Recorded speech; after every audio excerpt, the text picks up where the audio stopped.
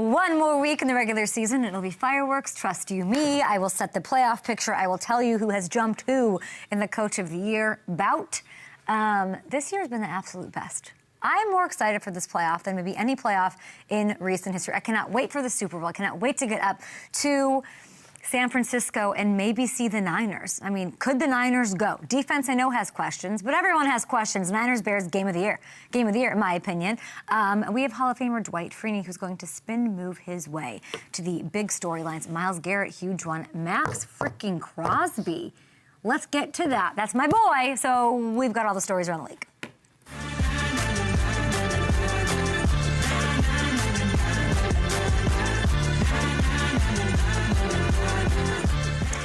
Welcome to the show. So much to get to. The Broncos.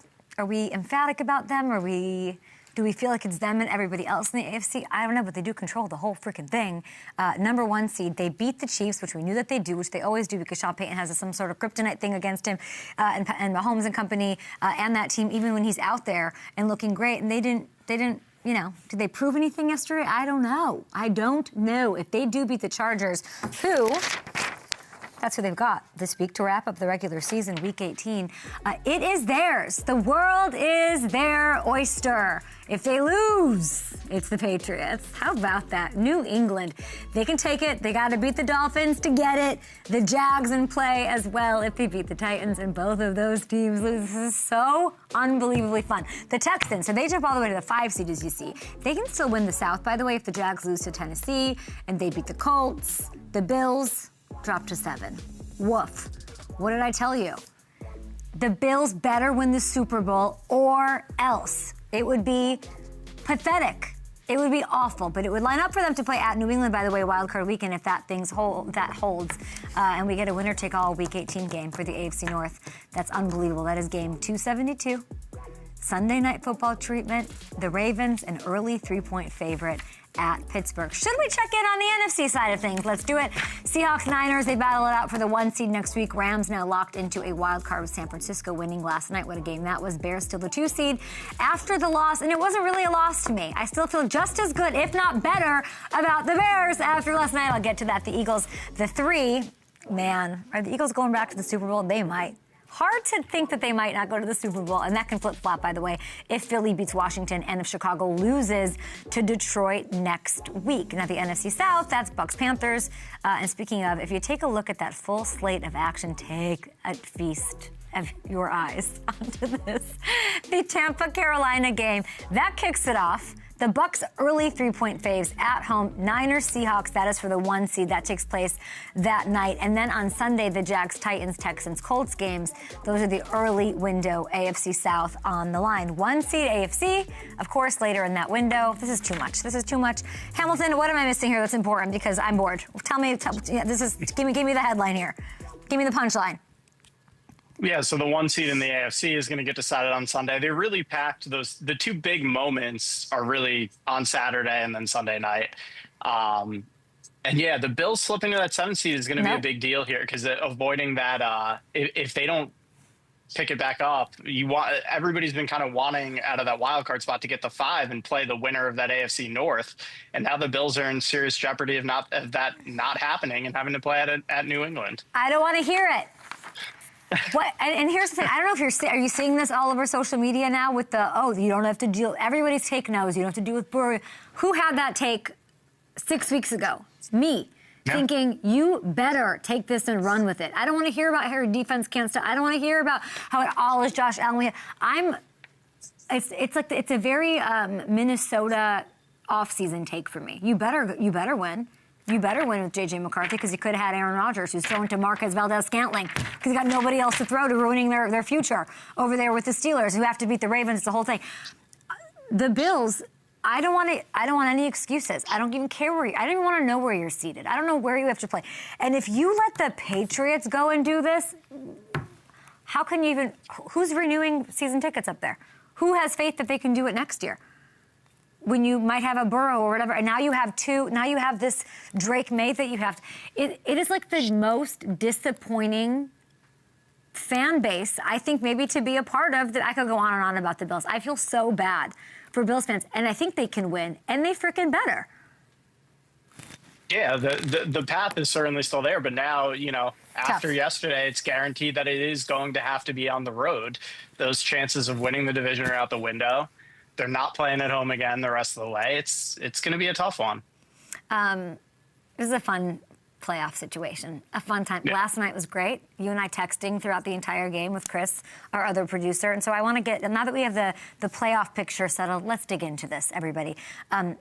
This was as exciting as it gets. If you're new to football, if you were like an alien from another planet watching that game, you're in. You're in. You probably love one of the teams.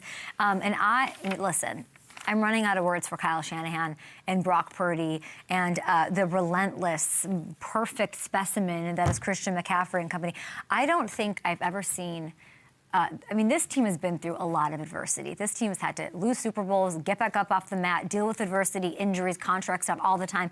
But I think this is the next level for this Niners team. And what they've had to deal with, go through, and to still have this level of success where it's all ahead of them, they could still grab the 1 seed. Kyle Shanahan has to be Coach of the Year. He has to be. He jumped a bunch of people on FanDuel Sportsbook this morning to get there. But to not have George Kittle, to lose Trent Williams, like one of the best at his position, one of the most feared players in the league, a game changer.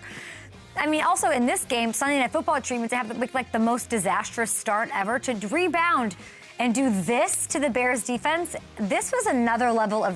There's no team I feel gained more love from me this week than this Niners squad. Brock has 10 touchdowns over the last 2 games. We talked about it last week. We tried to get ahead of it for you.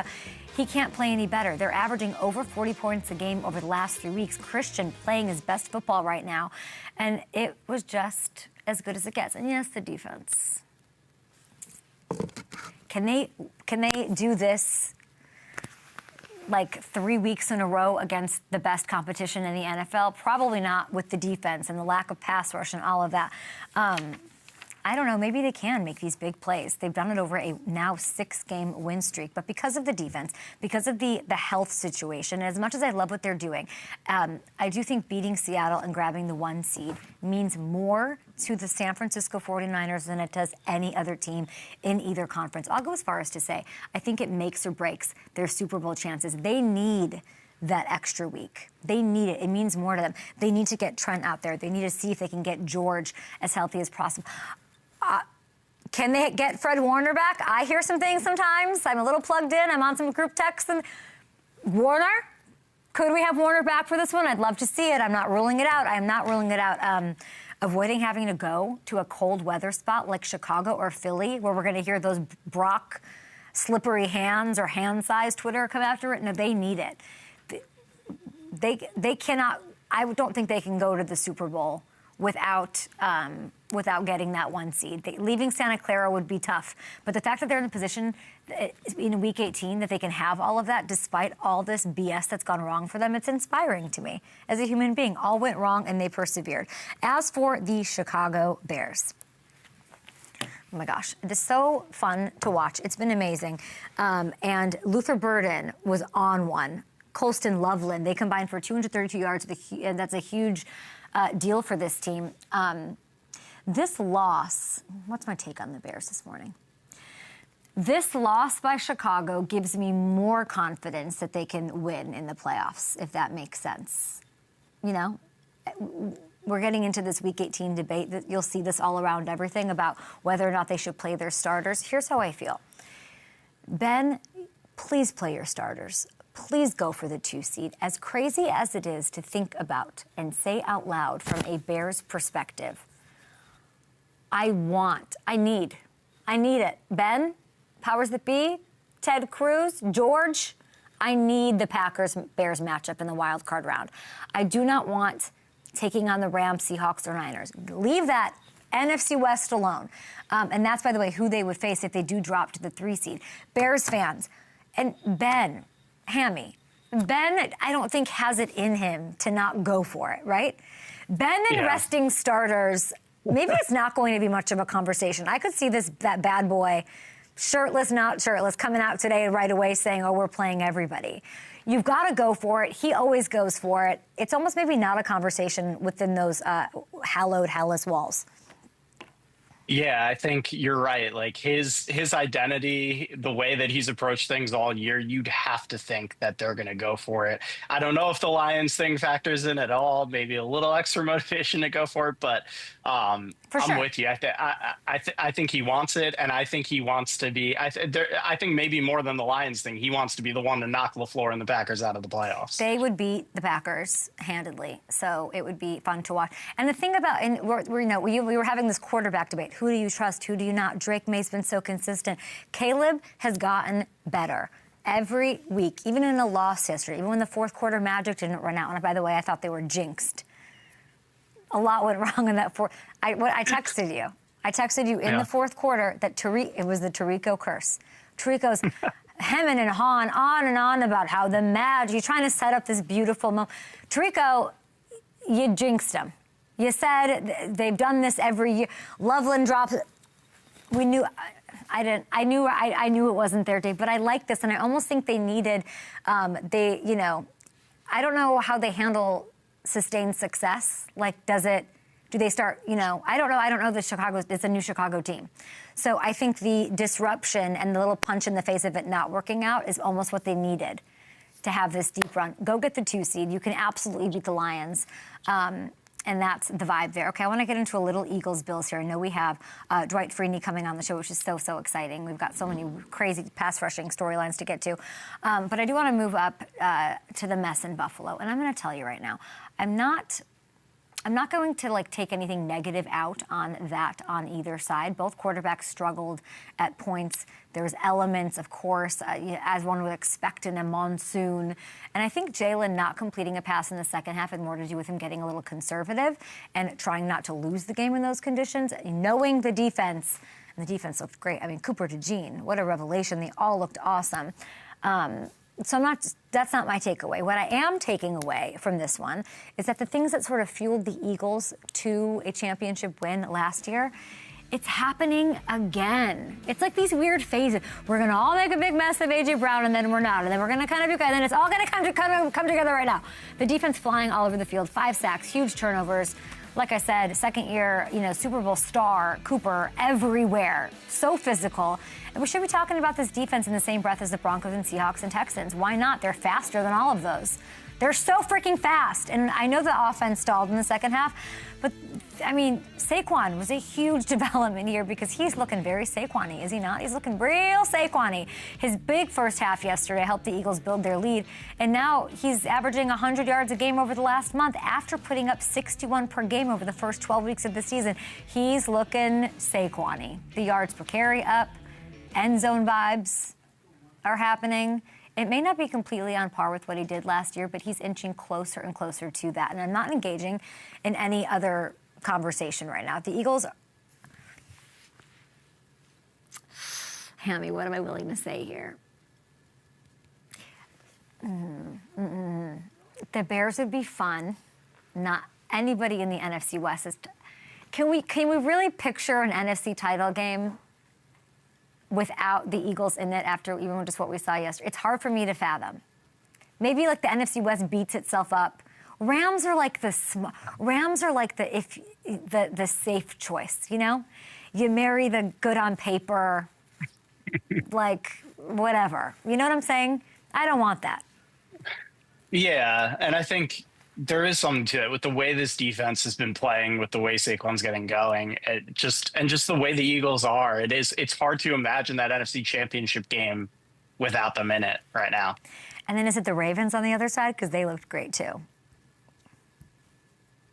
They're building momentum. It's usually crazy. I don't like talking about this the way that we're talking about it. What's happening with Prompter? Yeah. Prompter is freaking out. Cal, talk to me. Cal, what is happening right here? We're going to break. Okay, let's go to break. We'll hit the Ravens in break. How about that? We got to talk about the Ravens. We'll be back with Dwight Freeney, live on the TV side of things. There's my... Oh, hello. Can we get a smile out of you, Dwight? What's up? What's up? What up? We'll be back with Freeney after this. What are you guys doing over there in the old control room? We good? Okay, sweet. I don't see my notes on Ravens here. So I moved it down to the you. D. Yeah. So we could hit it and show later. Or if you want to do it now, we definitely can. No, let's wait. Okay. Do I have one earring in? Oh, okay. Well, there's that. That's how it goes. That's how it goes on a Monday after that finish on Sunday Night Football. I was gonna make. You couldn't hear me I was looking at like the notes and the like. What a week! It's like we do that every Monday. It's so funny. It's been this season. It's Yeah. It's been genuine to this season. Where is it is this? not like that. We, Go on. I don't want to be spoiled. We've been doing this a long time. There's never been a season like this where it's just every Monday is like, holy crap, that was amazing. There have been some stinker Sundays, and as much as we love the NFL, we've seen some bad Sundays over the years where just not a lot of good things happen. And this year we've been very blessed. What was your Christmas Day takeaway? I mean, the Lions to me were the story of that. It just crushing disappointment for that team, that fan base, with just how close they've been the last couple of years, and it all just falling apart. I mean, I think they'll bounce back next. They just have to have a year where they stay healthy. But it's hard not to feel for that fan base with the way this season got away from them. Well, they're about to lose to the Bears. And then the Bears will have the 2 seed, which is so fucking awesome. I love it. Unbelievable. Soldier Field in January, we're getting it again. Everything's just, yeah. My family group text is so funny. Like, everything's great. Except for the Packers side of that, I'm sure. But yeah. Yeah, well. And then we got to get to the Ravens. Yeah. And the Steelers. My dad is like such a loving person, but he secretly hates the Chiefs and the Packers, and so it's fun. He only tells me that because he's got grandkids that are, It's like a very fun insight thing. He gets so, yeah, it's funny. Okay, let's do this. How's Dwight? Good.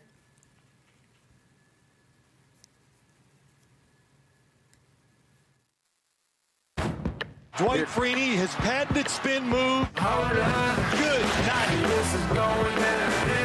Drag down Dwight Freeney. Freeney gets another sack. Wow! Here he is, Hall of Fame pass rusher, Super Bowl champion, Dwight Freeney. Lots of great football. The playoff pictures are crazy. And happy almost New Year to you. How you doing?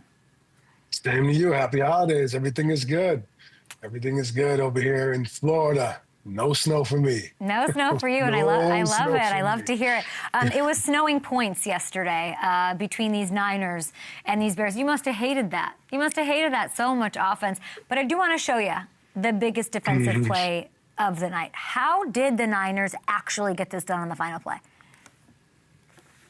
I mean, it's kind of crazy when you. Uh-oh. Frozen in time. Dwight, are you with us? You got to throw the ball on time, and there's nothing that was open. So, hey, all it takes is one play. Finally, we got a defensive play in that entire game. It's brutal. I think we're losing. We're controlling. Was he Wi-Fi okay before? Should we reset him? You guys tell me.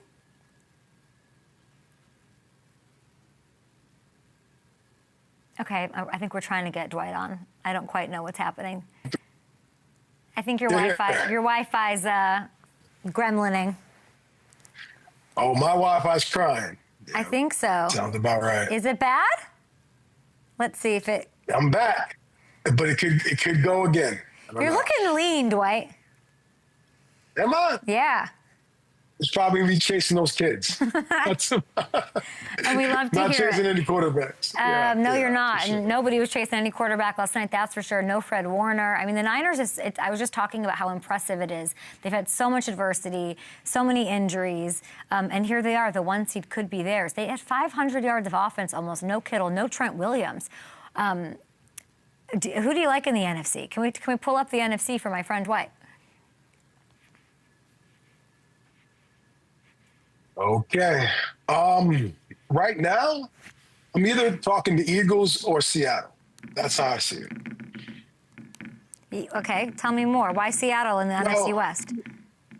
Well, the thing is, Seattle has a good defense. They're like in the top 5. So I always like to put a great defense out there, and they have a pretty explosive offense. So, if they can have home field advantage, which is not easy to play up there, especially obviously in December and January. Seattle, they're going to surprise some people, I think. I know they're newbies, coming into the playoffs now, but I think because of the fact that they have that home field advantage, if they can hold on, get some home field advantage, that defense is looking pretty good. Eagles, obviously, I love the Eagles just because of the defense and how they always start playing the right ball. I call it the right ball, as in play defense, run the ball, protect the ball, and that's what they're doing now, as you can see. So I think they're going to be one of those contenders. And the wild card, I honestly believe, is the Rams.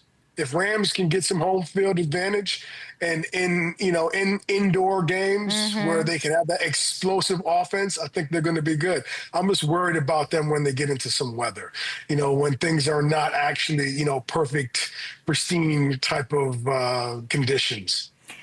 Micah Parsons, I'm thinking about all the teams that you're naming. Pass rush is very important, okay? It's one that Chicago maybe avoided your love there because that might be a problem for them. The Niners, same thing. Micah tweeted this after the game last night. Of course, his Packers not looking great, but he said, I don't care what no one says, pass rushers are the important position on the field outside of a quarterback. Both quarterbacks way too comfortable tonight. Is this your burner, Dwight? Is this you tweeting? Listen, I love it. I know. I absolutely love it. I mean, look, we all love quarterbacks somewhat, right? You but don't. The people... Liar. No, I am lying. But the truth is, it's the guy who has to get the quarterback down is probably the next most important guy. And I look at it this way. You can have the sweetest offensive play you drawn up all week. You put you hold on to the ball for 5 seconds. You can do a double route. You can do all these different things, but they can't factor in the guy who's just going to beat your offensive tackle under 3 seconds and destroy your entire game plan. And if you have that type of guy, I think your life is going to be a lot easier, especially in the playoffs. The Eagles, they had a win. You mentioned them. It's hard for me to, if I'm picking the NFC, it's hard for me to not put them in the title game. I don't know if they go to the Super Bowl, but it's hard after yesterday, what you're saying, like Saquon and everybody. They looked so great. And so there's that. But I also want to go to the AFC. The Browns, big upset win over the Steelers, which was sort of crazy. My pass rusher, Hall of Famer here, got to ask you about Myles Garrett. He's 1 sack away from the single-season record. As we're looking, I know. I don't know why we're looking at the playoff picture here. Instead, I would love to hear Myles Garrett. They were more worried about keeping me away from Aaron than getting the win. And I think that's what came back to bite him. Listen, I wouldn't say all that.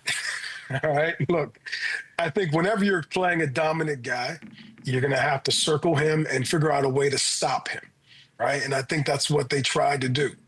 Now, were they too conservative? Did they completely, shift their entire game plan? I don't know. But I'll tell you this, with no DK Metcalf and some vertical threat type of situation to where so they can extend the field, and what Aaron Rodgers is doing right now is more, as someone should at his age, is kind of not take so many chances down the field, kind of dink and dunk your way. It's hard to create a lot of offense. So, I get it. You want to stop Myles Garrett. It's not easy. It's damn near impossible. But I wouldn't say that they were too worried about trying to stop him than winning the game. I'm sure they wanted to win the game. I'm not sure the Steelers make it. Steelers-Ravens, it's win or in. I mean, we got to see if T.J. Watt's going to play. We don't know about Lamar Jackson, I'll tell you that. I looked at that this morning. He's dealing with a back injury, and other things, right? Do the Steelers not make it now? I don't know. It's kind of hard to say that, with Tomlin being the head coach. How many years did we go in saying there is no chance the Steelers make the playoffs? Absolutely. With that roster, how bad they are. And every year they make the playoffs. All right. This is a year that they actually have a little bit more talent than other years on paper. I don't know. I think they make it if Lamar doesn't play and doesn't be Lamar. If Lamar doesn't play, then I don't know. I think they load up the box, the Steelers, against Derrick Henry, put 8 in the box, and dare him to throw the ball. And I think that's what they're going to do. And I think they have enough offensively that they can probably get it done. But it's not going to be easy. It's going to be an ugly game, kind of like the Cleveland versus Cleveland. It's going to be low scoring, last play, last drive type of situation. The Packers tried that. Yeah, they did. They did. But they didn't have Tomlin. They didn't have Tomlin as a head coach. No offense to LaFleur, but Tomlin, he knows what he's doing. Clearly, you're making the playoffs every single year. There's a reason for that. He has a formula on how to win games, especially the Titans. I don't know if I want them in. Ravens 3.5-point faves on the road is the early line on FanDuel.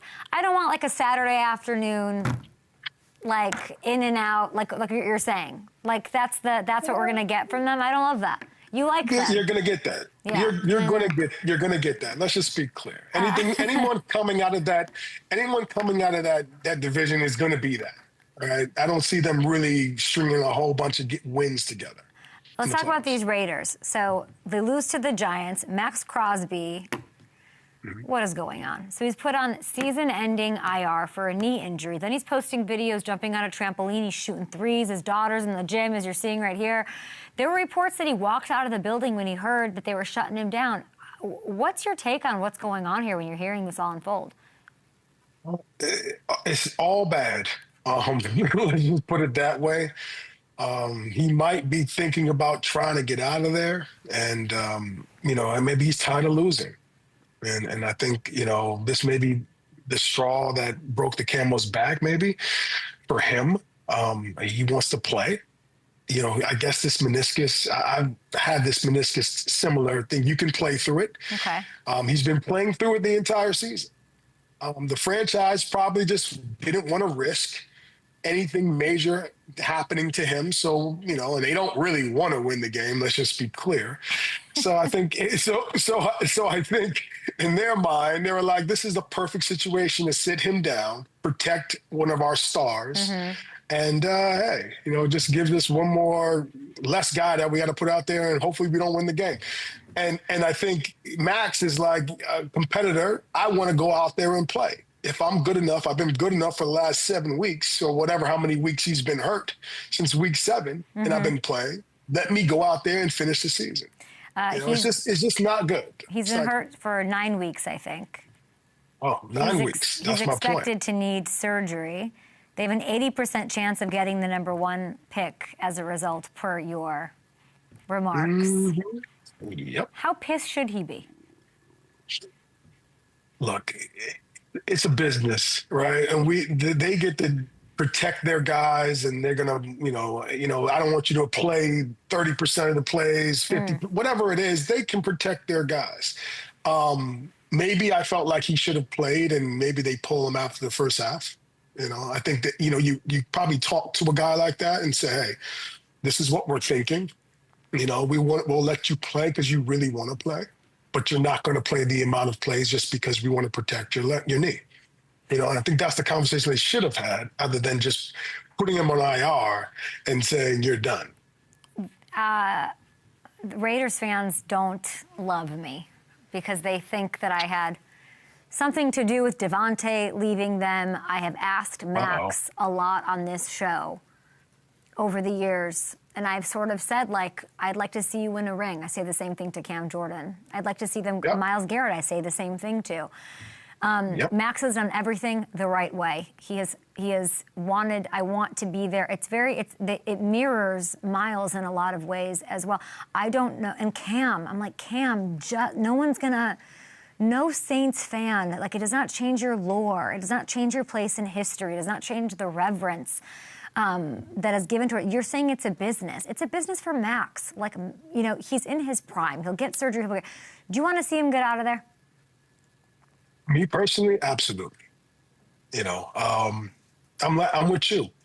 There, you know, the thing is, winning, the feeling of winning, there's no feeling like that.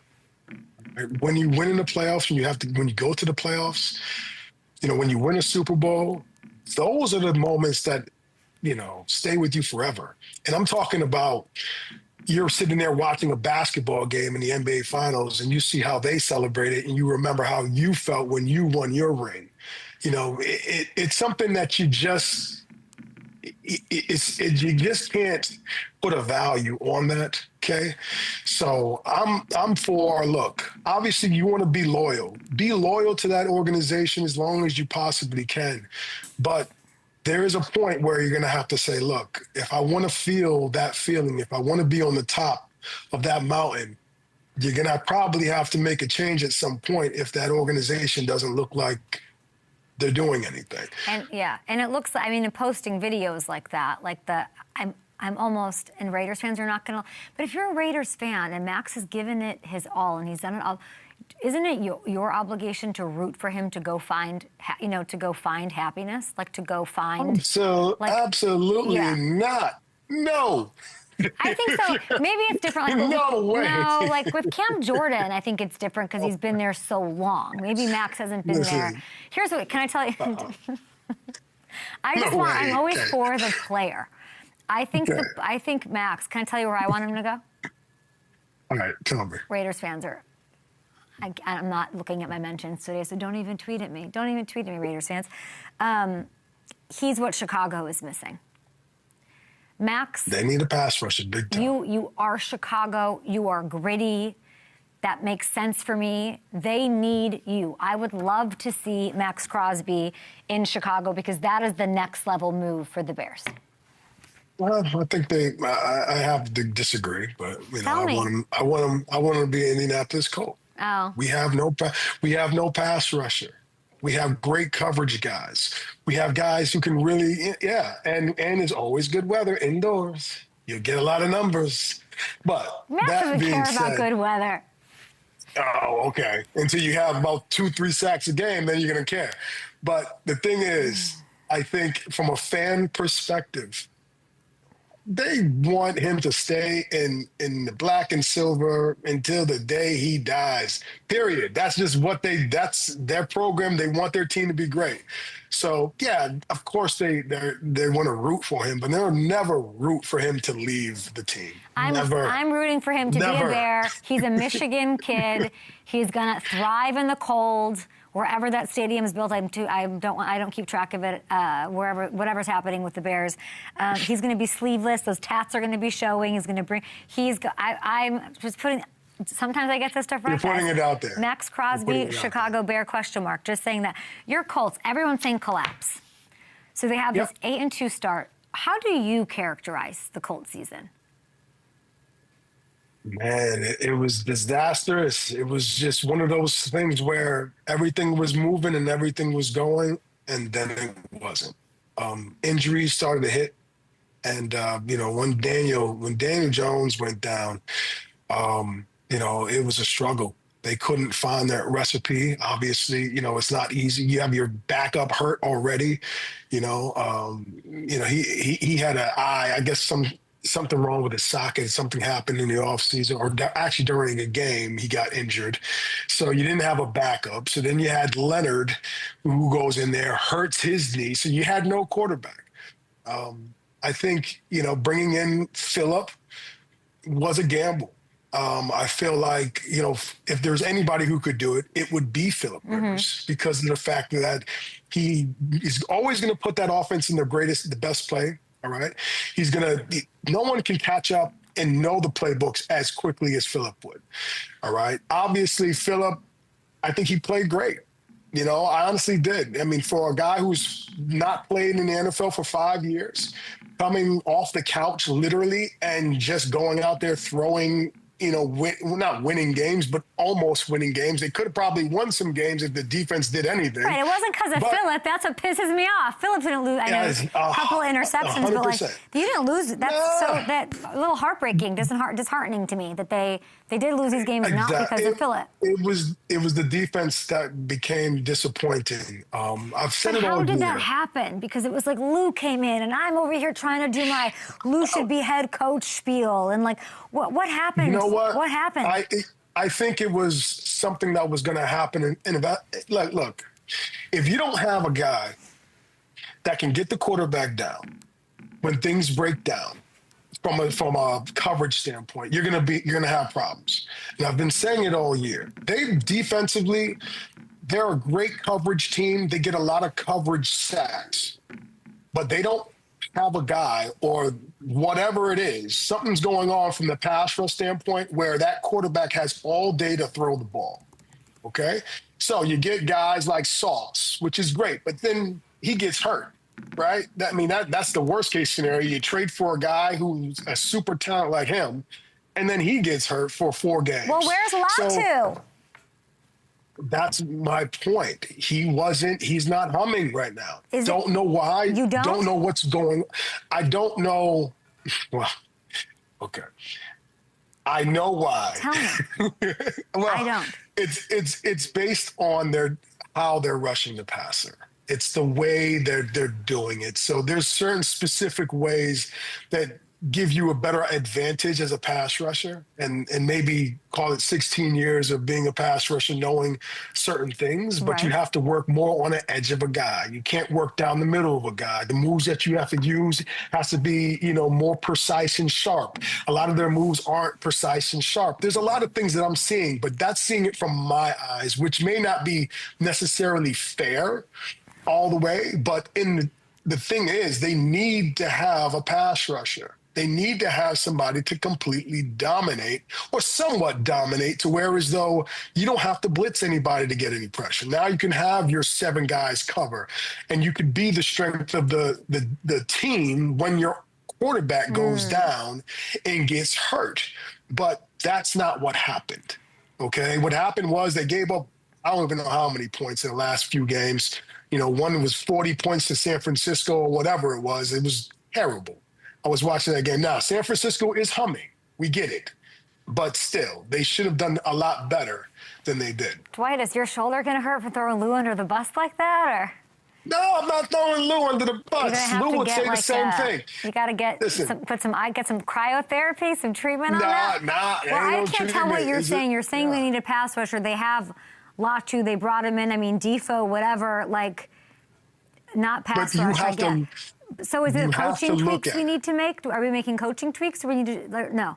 I think the coaching is fine. I think the coaching, they've been playing pretty decent all year for the most part, but I think it's technique-wise for the D-line guys that they figure out ways to get on edges, to get off blocks, to make some more plays. All right, if they can't do that in this offseason, they better find a guy who could put some serious pressure on a quarterback from the edges. All right. Obviously, they've been a little bit banged up, but in the end, every team's banged up. You got to be able to put some pressure on the quarterback to make things happen. Did they at least find their franchise quarterback? I think so. I think Daniel was great. No one would have thought that.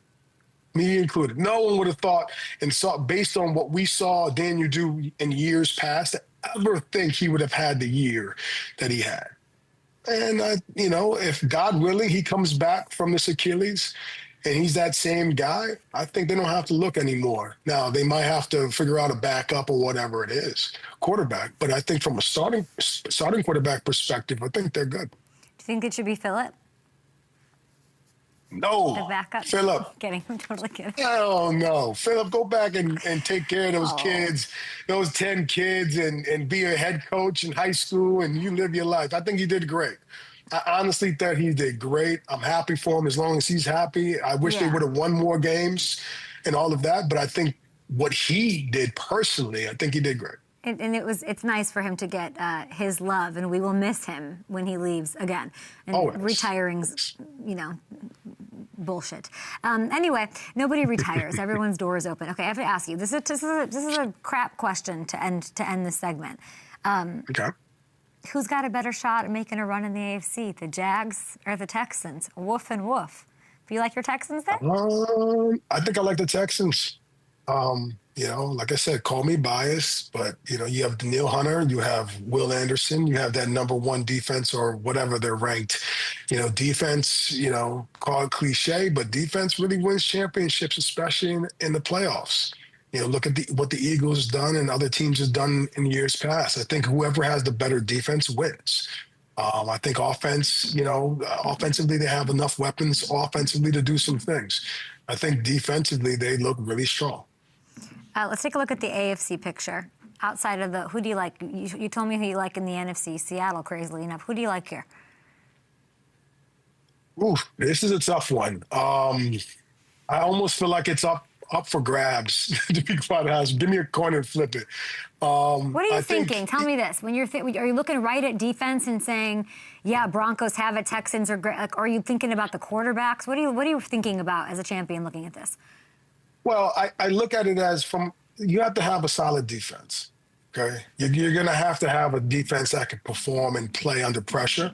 And obviously, you're going to have some type of offensive capabilities, something that, you can actually go out there. So that's why I like Houston. I love Houston, but don't know if their experience gets them there. New England is another one that's been playing great all year. That team kind of always scares me. They have a lot of tradition over there. Mike Vrabel knows how to win games. Okay, I'm going to stop you right there. I would love to hear more about that because when I'm looking at it too, I'm looking at like top to bottom culture. It's why I'm like, maybe the Eagles do make it back because it's been a long time for the Patriots. It's been a long time. It has. Why does it matter that they've been there? Why does that matter? Like the tradition of it, what does that matter? Well, the tradition is the guy calling the shots. He's the head coach. He understands how to get it done, and he's been there, okay? And now they can pull on some of those experiences that he's gone through and understanding, how to win football games in January. There's no better, I guess, better way to help a guy and then say, hey, look, I've been through this. This is how you do it. This is how we did it when Tom was here, whatever. And if you look at what they did, they minimized the mistakes. Okay, they didn't turn the ball over, and they created turnovers. They were always in every game. So I think that's in January and February. That's what you need to do. So he understands that. That's why they're always going to be dangerous. As long as they have people like Mike in the building that can help these guys understand what it takes to get there. Hall of Fame pass rusher, sack artist, greatest strip sack artist of all time. Appreciate you so much for coming on the show. Just love your mind, the way it works, the way you hate quarterbacks. You're the best. Always. Happy New Year. Thank you. Hey, Happy New Year. You take care. Bye. Glad that Wi-Fi worked out. I was nervous. Mm-hmm. He's the best. Tell him thank you.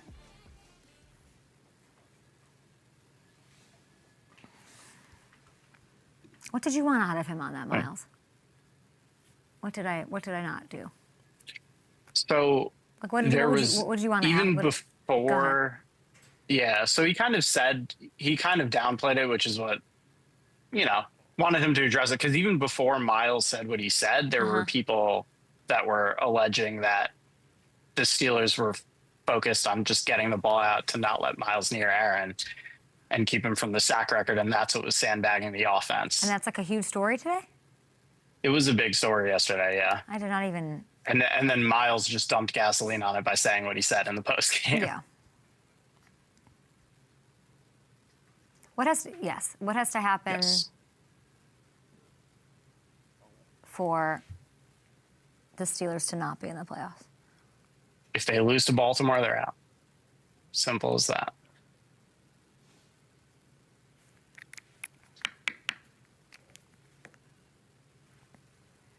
I want it for Aaron. Yeah.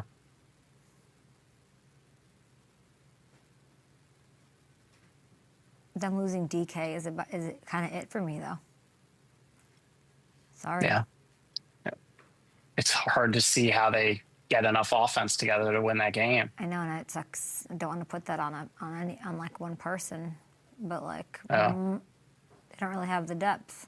I don't know. Maybe if they had George. Okay, don't get Steelers fans so angry. We even just had a plan after getting rid of it. It wasn't just like, oh, we got DK, we have enough. Like, they've just cobbled this thing together. It's such a terrible night of sleep. The Bears don't belong on Sunday Night Football. Like, let's Mike North, Charlotte, people who make the schedule, they do not belong on Sunday Night Football. They belong early in the day where they give me energy through the day. And that anxiety can carry me to some chores through the grocery store aisle. I do not need, even West Coast, I do not need 10 p.m. like heart rate up. That's what she said. What about those Saturday afternoon spots? No? Fine with it. But Sunday night or any prime, I don't need them in prime. Monday night's different because it's like Sunday night. Let me have, give me something. Give me a boring Rams. Give me a boring Rams. Give me a boring Patriots. You heard me. Under some pressure, launches for Diggs. Looking for the Moss. He got it. Attaboy. In trouble. Chase Young ripped it away. Young on the return. Attaboy. The other side, it goes to Chase. Steps through a tackle at the 10. Spins at the 5. Touchdown, Cincinnati. Attaboy. Andre Reed, attaboy. What's an attaboy? Well, that's when we just give a little love fest here on a Monday. Some extra spotlight for some plays, some people, some coaches, some fans, whatever's going on from Sunday action. I'm going to start with Stephon Diggs, who I know, who I love, and who contributed during this Patriots beatdown of the Jets. 6 catches, 101 yards. This touchdown! It gives him 80 catches on the year. That triggers a $500,000 incentive in his contract, attaboy there. And even bigger than that, it gives him back-to-back 100-yard games. He's 30 yards away from 7th career 1,000-yard season. That is consistent. Among the greats, needs to be celebrated. He's playing his best football into January. I've said this so many times. There is no player I want more in the big moment than him. He's done it. He has mini miracled it. It stays with him. If there's a big moment, you look at him and he's gonna, it might not go perfectly, might go great, but he's going to have, he himself singularly will have a say in how the AFC is won or not won. So attaboy to him. Love that. Love the Cardi. Love the baby. Love the whole thing. Stephon, if you're watching, I'm very happy for you. Next up, let's talk Trey McBride, because the Cardinals, yes, they lost to the Bengals. We've got to talk about what the front of the show tight end did, though. 10 catches yesterday. Here's what it does. It pushes him up to 119 on the year. That breaks Zach Ertz's NFL record for most catches by a tight end in a single season ever. And by getting it done week 17, it sort of ensures that there'll be no extra game talk when it comes to this record. So attaboy Trey. He snagged his 11th touchdown yesterday. That's second to only Devontae Adams this season. So not really just one of the best tight ends in the business. One of the best receiving threats we have, period. And finally, oh boy, Trey McBride. Very, very fun.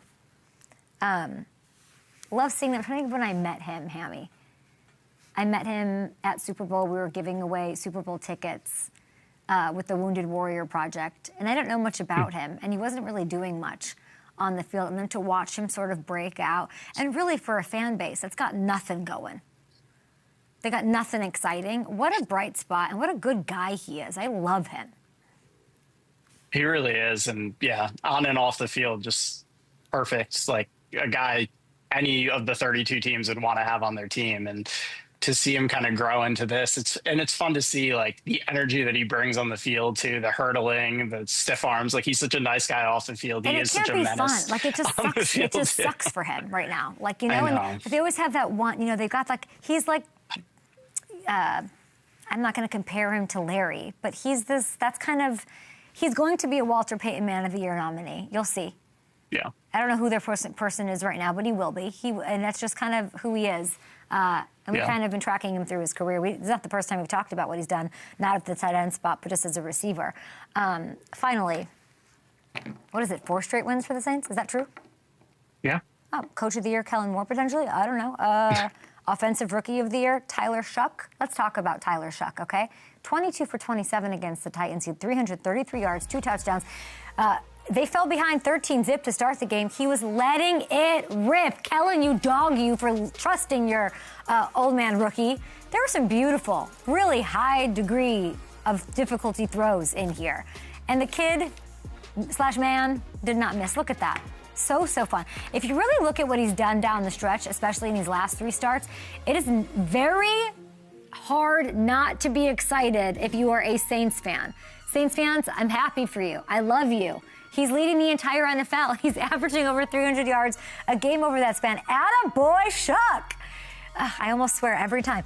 He joins Joe Burrow and Dak Prescott, the only rookies to have back-to-back 300-yard games without an interception. And this isn't some, like, cutesy, like, game managing, lay to wings, dink, dink, dink. No. Kellen Moore is like, let me see that arm.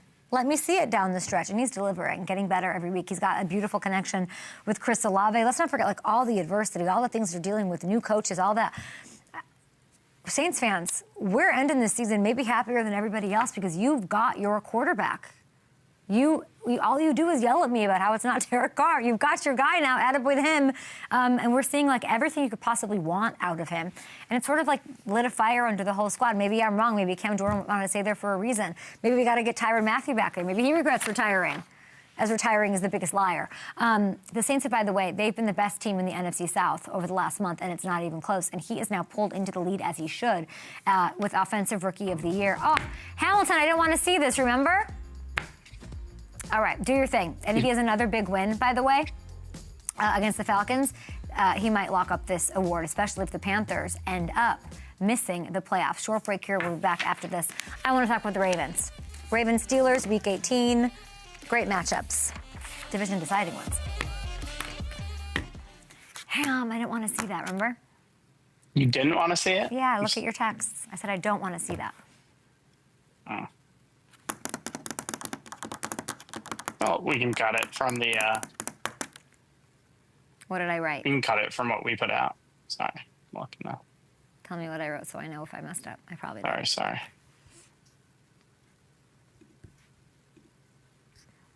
I should have caught it. You said Shuck Rookie of the Year or Kellen, don't forget odds. Don't want odds is what I meant to say. Oh.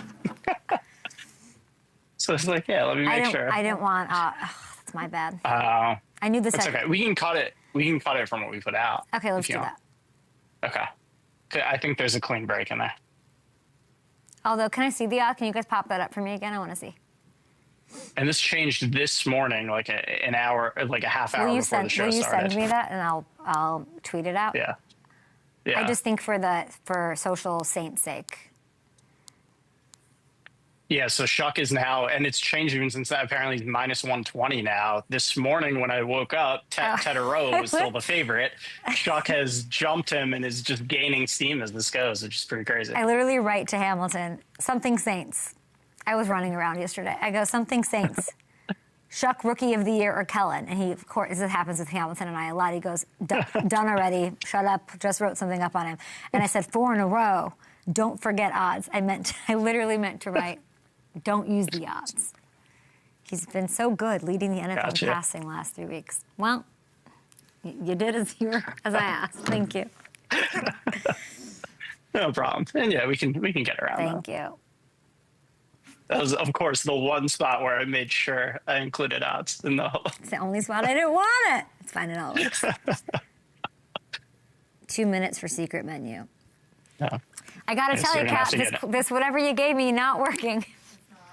No, I'm having some sort of allergic reaction. Oh no. How red I am. What could it be? It's also gonna say what's Dwight Freeney doing? He's looking younger every time he comes on the show. Everyone looks different. I'm in another dimension. Darude looks different. He got a haircut. I'm swelling. I couldn't even get my earring in because I'm like swollen. I don't know what's happening. don't know. I drink tequila now. Have I told you this? No. That's one of the more long-standing jokes on this program is that I say I never drink tequila and you all have a tequila story with me. However, I've been really drinking the tequila. Oh, boy. Welcome to the show. Happy Monday, counting down the days to 2025. What were your best moments? Who had the best 2025 in the NFL? I don't know. We've got football tonight, though, Rams, Falcons. And that means this is the final regular season edition of my secret menu, okay? You can't get this anywhere else. You pull up to Capo here in Santa Monica and you can't even get this there, okay? My favorite one for tonight is this. Kyren Williams and Blake Corum for 2+ touchdowns. Hear me out. These two have been so great this year. Just look at them. But it's been sort of a headache from a call your shot FanDuel perspective of which one's going to get the score on a given series. So I just wanted to make it easy. I wanted to take the guesswork out of it. You enjoy it like a nice bowl of cacio e pepe, okay? You need 2 touchdowns between the two of these, and you get the win. And you can get that, by the way, as of this morning. I know it says plus 210, but Hamilton, it's changed, right? It is, from what I see, it's still plus 210. Okay, mine says plus 190, so so it's plus 210. Enjoy that. And I've got one more secret one for you as well. Here's what you do. You go to FanDuel Sportsbook, download the app, of course. You got to click on Rams Falcons. You scroll over to the Kay Adams Monday Night Football menu tab and enjoy the vocal stylings of whatever's going on. Matthew, I can't imagine, and big thanks to Dwight Freeney, Hall of Famer, for joining the show. Who's on tomorrow? No idea. We have Teron Armstead on the program tomorrow. Love that. From a pass rusher to an offensive lineman. Who else? Gronk coming up on New Year's Eve. Okay, that's fun. That'll be a big one. And we got some things in the works. We're going to have a conversation right after this about some other potential I think I'm going to get things. drunk on New Year's Eve on the show if Gronk's coming on. Okay. I don't know if I'm here, if I'm there. She's everywhere. Ted Lasso, I don't know. But what's his name? Roy? Sounds great. I can't hear anything. I'll see you tomorrow. Sure. Terrible ending of the show.